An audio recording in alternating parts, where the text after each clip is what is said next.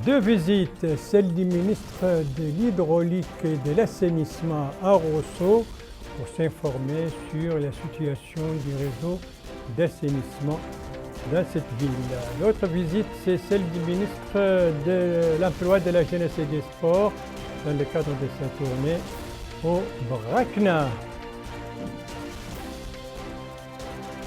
Depuis la situation épidémiologique, vous le voyez donc, 18 guérisons, 24 nouveaux cas et Allah soit loué, 0 décès. Voilà donc pour les principaux titres de votre journal et c'est parti, Madame, Mademoiselle, Monsieur, bonsoir et bienvenue à votre 21h30 de ce vendredi 25 septembre 2020. Nous allons commencer ce 21h30 par deux visites ministérielles à l'intérieur du pays. D'abord, celle du ministre de l'Hydraulique et de l'Assainissement. Il était à Rosso. Une visite qui intervient après à la suite des inondations de la ville, à la suite des récentes précipitations. L'occasion pour le ministre donc de se rendre compte de la situation du réseau d'assainissement de la capitale du Trarza. C'est un reportage de notre correspondant permanent, Mohamed Lamine El Hadi. Reportage revient en français par Bokar Baylaba. Des pluies torrentielles se sont abattues récemment sur la ville de Rosso. Plusieurs quartiers de la ville se sont retrouvés pieds dans l'eau. Rapidement, les pouvoirs publics ont déployé des moyens pour venir en aide aux sinistrés et ont déclenché les opérations d'évacuation des eaux de ruissellement. D'ailleurs, c'est le sens de la visite du ministre de l'Hydraulique et de l'Assainissement. Sur place, il s'est informé des opérations d'évacuation des eaux causées par l'état défectueux du réseau d'assainissement. À cette occasion, il a été édifié sur les obstacles auxquels font face les équipes supervisant les opérations d'évacuation des eaux stagnantes. Au terme de la visite, Sid Ahmed Mohamed a fait une déclaration dans laquelle il a indiqué que les dernières pluies qui se sont abattues sur la ville de Rosso ont influé négativement sur les populations de la ville, précisant que les eaux ont envahi les quartiers populaires et que la détérioration du réseau d'assainissement a rendu la situation plus difficile. Il a précisé que les autorités administratives et municipales, l'Office national d'assainissement et la protection civile dans la wilaya ont déployé de grands efforts pour alléger les dégâts découlant de cette situation. Il a rassuré que les pouvoirs publics œuvreront pour une solution définitive de nature à mettre fin aux souffrances des populations avant la prochaine saison des pluies. Par ailleurs, le ministre de l'Hydraulique et de l'Assainissement s'est informé sur le réseau d'approvisionnement de la ville en eau potable. Là aussi, il a été édifié sur le fonctionnement du réseau et les obstacles auxquels sont confrontés les éléments en charge de la gestion du réseau et les moyens à déployer afin de satisfaire les besoins des populations en eau potable. Le ministre était accompagné au cours de cette visite du Wali du Trarza, du Hakem de la Muqata de Rosso, du maire de la commune de Rosso, ainsi que des éléments de l'équipe de l'Office national d'assainissement. Voilà la visite donc du ministre de l'Hydraulique et de l'Assainissement à Rosso, la capitale du Trarza, à la suite donc des inondations qui ont sinistré la ville, à la suite des récentes précipitations. Son homologue de l'Emploi, de la Jeunesse et des Sports, lui, était au Brakna, une visite d'information qui lui a permis de rencontrer les clubs sportifs, les associations sportives et des jeunes, et qui a fait différentes étapes dans cette wilaya. Quelles sont les étapes de cette wilaya? Élément de réponse avec notre correspondant permanent là-bas, comment il s'appelle, Mohamed Ali Salek, dont le compte-rendu revient en français par Abdullah Demeba. La Muqata de Bogué a constitué la première étape de ce déplacement du ministre de l'Emploi, de la Jeunesse et des Sports, Taliou Sid Ahmed, au niveau de la wilaya du Brakna, afin de s'enquérir de la situation des jeunes et problèmes auxquels sont confrontés les associations sportives et de jeunesse. Et ainsi, il a tenu une réunion au niveau de l'école de formation technique et professionnelle de Bogué en présence des associations de jeunes. Il a sur place recueilli les doléances des jeunes de cette Muqata et exposé la politique du gouvernement en matière d'emploi des jeunes et pour le développement du pays. Taleb Ould Ahmed a déclaré que l'objectif de cette visite est de prendre contact avec la composante jeune et recueillir leurs doléances. Le département qu'il préside, dit-il, développe plusieurs stratégies se rapportant à l'emploi, particulièrement au profit des jeunes et des citoyens. Il a aussi déclaré que dans les mois à venir, d'importantes stratégies concernant l'emploi seront dévoilées. Le ministre de l'Emploi, de la Jeunesse et des Sports a par ailleurs indiqué qu'il compte augmenter le nombre de bénéficiaires des projets que le département développe pour les localités de la vallée. Le Wali du Brakna, Mrabbi, Rabbou, Oulbounana, Oul Abidine, a exprimé sa satisfaction et remercié le ministre et la délégation qui l'accompagnaient pour ce déplacement. Il a fait part de l'importance de l'appui apporté aux jeunes. Par la suite, le ministre de l'Emploi, de la Jeunesse et des Sports s'est rendu au niveau de la Moukata de Bababé. Sur les lieux, il a tenu une réunion avec les jeunes de cette Moukata qui ont exposé les problèmes auxquels ils sont confrontés. Il a ensuite présenté la stratégie de ce département en matière d'emploi et pour l'essor de la composante jeune. La Moukata de Mbagne a constitué la dernière étape de ce déplacement de Taleb Ould Ahmed. Il a aussi tenu une réunion avec les représentants des associations et regroupements de jeunes de la Moukata de Mbagne. Il a présenté le programme et stratégie du ministère de l'Emploi, de la Jeunesse et des Sports pour trouver des solutions aux problèmes des jeunes. Il a par la suite écouté les différents représentants des associations de jeunes qui ont ainsi présenté les difficultés auxquelles ils sont confrontés. Voilà, pour la visite d'information effectuée au Brakna par le ministre de l'Emploi, de la Jeunesse et des Sports. On revient ce soir sur les prix du président de la République pour la récitation et pour la compréhension des épîtres de la Mahadra, un prix qui vient d'être décidé par le Conseil des ministres, un récent Conseil des ministres. Eh bien, c'est un prix c'est un concours qui va être organisé annuellement. L'importance d'un tel concours avec Abdelrahman Hamad. Dans le cadre de la valorisation du rôle symbolique culturel distingué qu'a joué la Mahadra mauritanienne au fil des années, s'inscrit l'annonce du ministère des Affaires islamiques et de l'enseignement originel de créer le prix du président de la République pour la récitation et la compréhension des livres de la Mahadra. Le ministère vise à travers ce prix à redorer l'élan culturel et les rayonnements civilisationnels de notre pays, forgés par la connaissance approfondie des sciences, de la charia et de la langue arabe. Le jury supervisant cette compétition aura à sélectionner 45 candidats parmi les postulants, 3 de chacune des 15 wilayas du pays. Le lauréat de cette compétition gagnera 5 millions d'anciens ouguiya, le second 4 millions, le troisième 3 millions et les autres finalistes auront chacun 300 000 d'anciens ouguiya.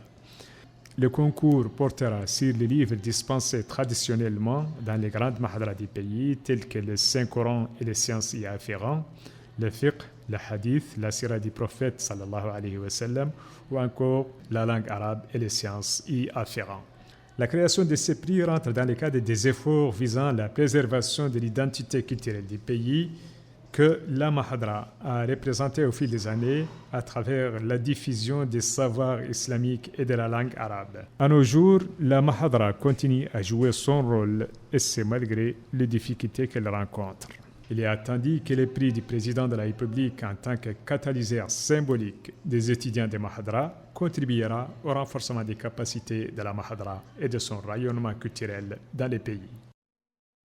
Voilà, donc le concours pour la récitation et la compréhension des épîtres de la Mahadra qui sera doté d'un prix du président de la République. Abdelrahman Hamadin, restez avec nous. Cette fois, vous allez nous parler, nous présenter ce communiqué du ministère de l'Intérieur et de la décentralisation rendu public aujourd'hui, communiqué relatif à l'ancrage de l'État de droit et au renforcement de ces différentes institutions.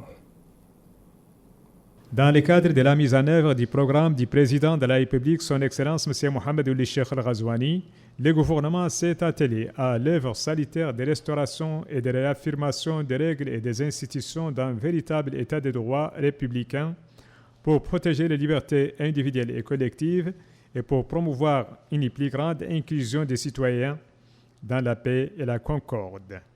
Cette promotion de l'état de droit s'inscrit dans un vaste programme de réformes allant de la rénovation de notre législation en vue de l'adapter aux exigences d'une démocratie moderne fondée sur nos valeurs fondamentales, à la consolidation des institutions publiques, la séparation des pouvoirs, et leur coopération dans le respect strict de la Constitution, des lois en vigueur et de nos engagements internationaux. Les organes chargés de la sécurité publique jouent un rôle crucial pour assurer le respect des droits et des devoirs de tous les citoyens, sans distinction aucune, ainsi que la protection scrupuleuse de l'ordre public et des bonnes mœurs.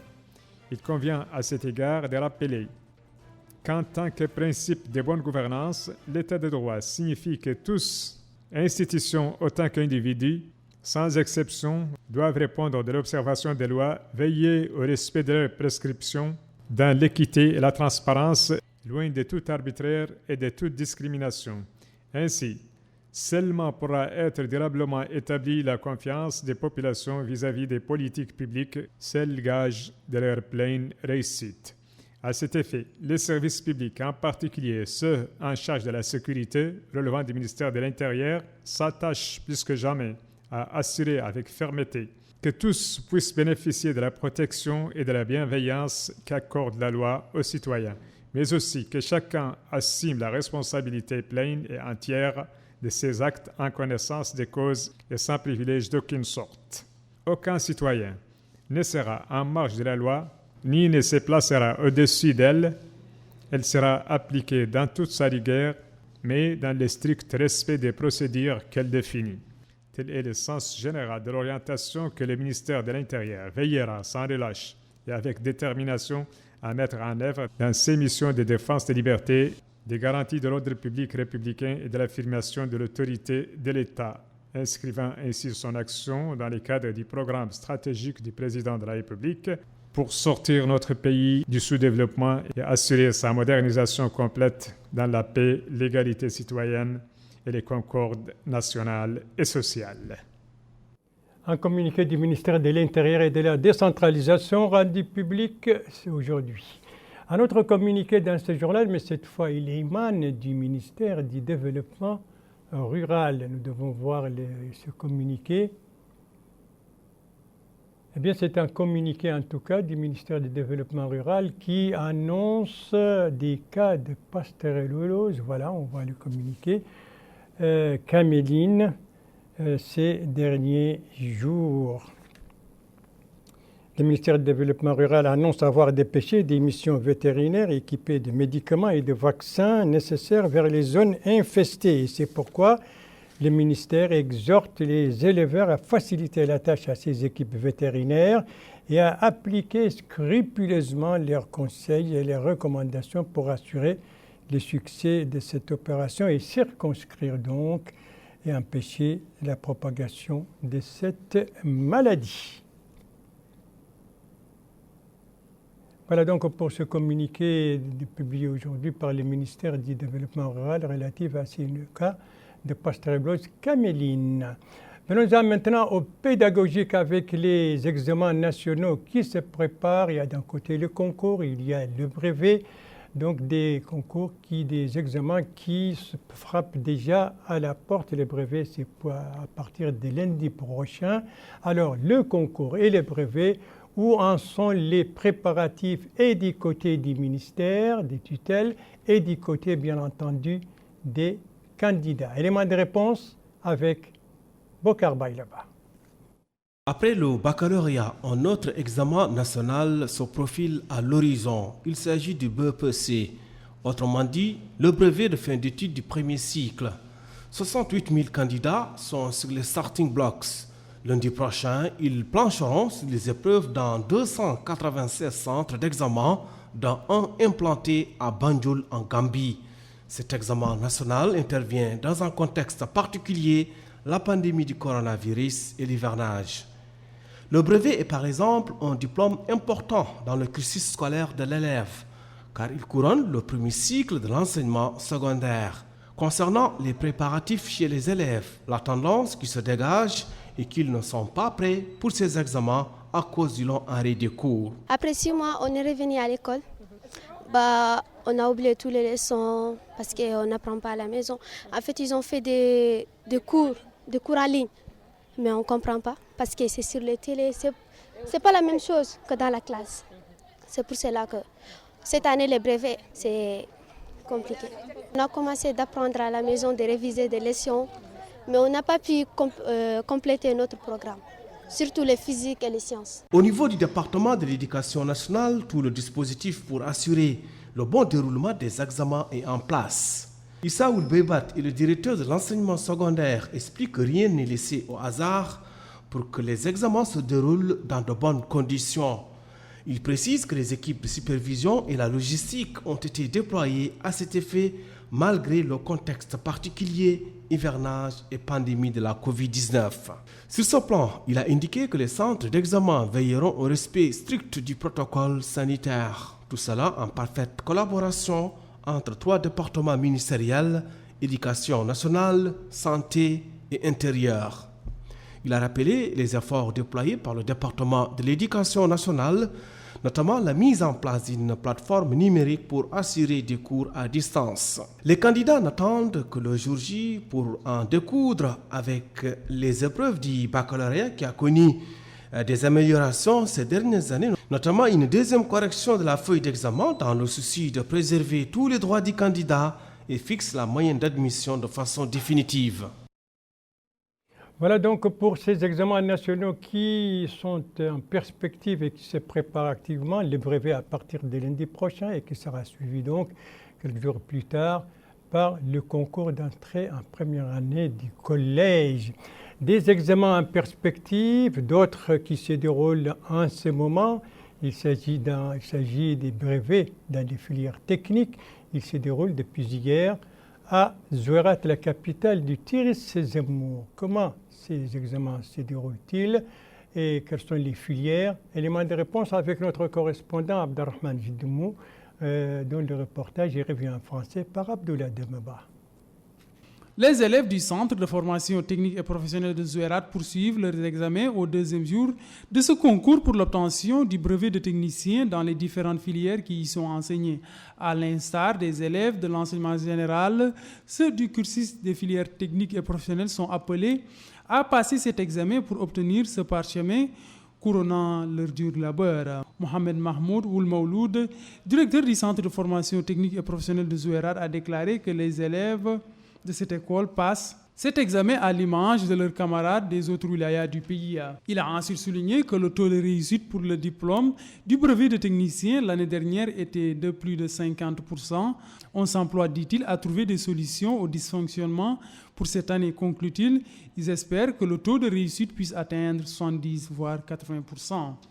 Cet examen se déroule cette année dans un contexte particulier marqué par la pandémie du Covid-19. Ainsi, des mesures ont été prises dans ce cadre pour permettre de prémunir les apprenants. Ces superviseurs affirment que tout se déroule normalement et ont déclaré qu'aucun problème n'a été enregistré par rapport à ce concours. Les élèves, disent-ils, sont coopératifs. Concernant la Covid-19, ils ont indiqué que les candidats et le personnel pédagogique suivent les mesures qui ont été préconisées par les pouvoirs publics. Les élèves se sont par la suite exprimés, c'est le cas de cette candidate qui a indiqué que les sujets proposés font partie du programme qu'elles ont eu à apprendre en salle de classe. Cet autre élève aussi trouve les sujets abordables. Il déclare n'avoir rencontré aucune difficulté pour traiter les problèmes qu'ils ont eu à aborder. Le brevet dans les filières techniques à Zouérat, deuxième jour consécutif de ces épreuves. Et justement, on parlait de la Covid-19, on va voir l'évolution de la pandémie de ces virus dans le pays, surtout pour cette journée de vendredi 25 septembre 2020. On va commencer par les positifs. Les positifs, c'est qu'il y a 18 guérisons, 0 décès la Soaloué et 24 nouveaux cas de virus corona. Et si pour obtenir ces résultats, eh bien, il a fallu réaliser 202 tests, dont 18 de suivis. Et on doit voir maintenant le cumul en principe, un cumul qui s'élève. Le voilà, il va venir tout doucement, mais sûrement. 7457 cas depuis le début de la pandémie, dont 7070 guérisons et malheureusement, vous le voyez, 161 décès. Et parmi les nouveaux cas, les 24 cas décelés ces dernières 24 heures, certaines muqata'a de Nouakchott sont touchées. Par exemple, l'Iksar avec 2 cas. Mais l'Iksar fait aussi face à un autre phénomène moins médical, mais qui peut avoir des conséquences sur la santé. Il s'agit de l'occupation des places publiques, un phénomène dont souffre la Muqata'a d'Iksar dans Nouakchott-Ouest, malgré les efforts entrepris pour juguler ce phénomène. Abdelrahman Hamad. L'occupation des places publiques et de rues perturbe la circulation et l'aspect général. Ces phénomènes s'accentuent au niveau de la Muqata'a d'Iksar. Ici, les places publiques sont occupées par des épaves et des véhicules en panne, alors que les rues sont occupées par des voitures qui stationnent devant des garages ou des boutiques, ou même devant des mécaniciens ambulants. Pour ces citoyens, ces phénomènes est le résultat des dysfonctionnements de la gestion du domaine public, et les autorités concernées doivent intervenir et exercer leur pouvoir pour normaliser cette situation, considérant que les quartiers d'Iksar sont les plus touchés par ces phénomènes au vu du nombre de garages et d'ateliers dans cette Muqata'a. Ces citoyens indiquent que la commune organise souvent des campagnes d'assainissement pour libérer les places publiques et les rues, mais très vite, les phénomènes ressurgissent. Selon les responsables de la commune d'Iksar, la commune envisage de mettre en œuvre une stratégie pour libérer et protéger les places publiques et les rues. Cette anarchie dans le domaine public au Iksar rend difficile la vie dans cet ancien quartier de la capitale et nécessite une intervention urgente pour éradiquer ce phénomène. Voilà donc pour l'occupation des places publiques au Iksar, les Iksarois donc qui poursuivent les efforts pour lutter contre ce phénomène. On va terminer ce journal par la pluviométrie. Et 7 de nos wilayas de l'intérieur ont été arrosés ces dernières 24 heures. Il s'agit de Dohod, du Gorgol, du Brakna, du Trarza, et de l'Adrar et du Guidimacha. Des hauteurs de pluie qui varient entre 2 mm à 60 mm.